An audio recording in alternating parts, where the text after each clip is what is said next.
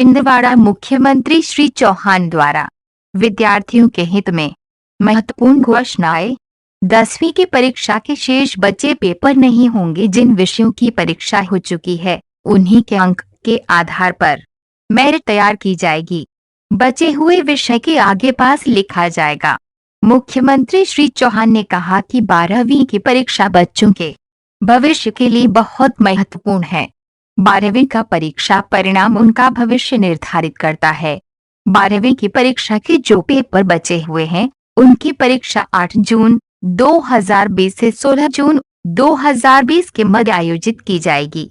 CBSE की परीक्षा की तिथियां भी घोषित हो गई हैं। 19 मार्च 2020 लॉकडाउन शुरू होने की तिथि से लेकर लॉकडाउन समाप्त होने तक की अवधि तक कोई भी निजी विद्यालय विद्यार्थियों से केवल ट्यूशन फीस ले सकेगा। इसके अतिरिक्त कोई भी अन्य फीस नहीं ली जाएगी। संवाददाता शुभम सहारे, छिंदवाड़ा। आज हमारे स्कूली शिक्षा विभाग ने, सरकार ने बच्चों के भविष्य को ध्यान में रखते हुए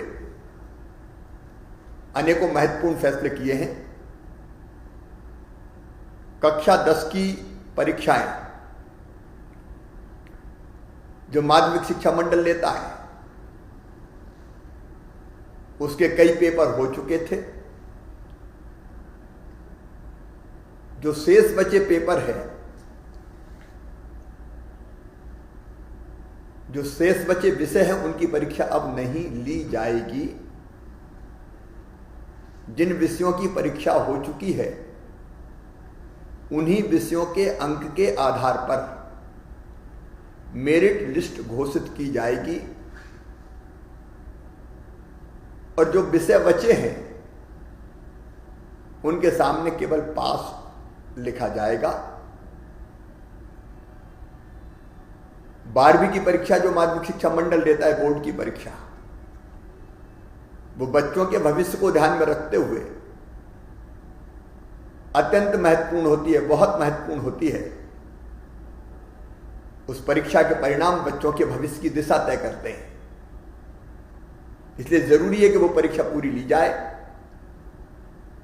इसलिए 12वीं की परीक्षाओं के जो प्रश्न पत्र शेष रह गए थे,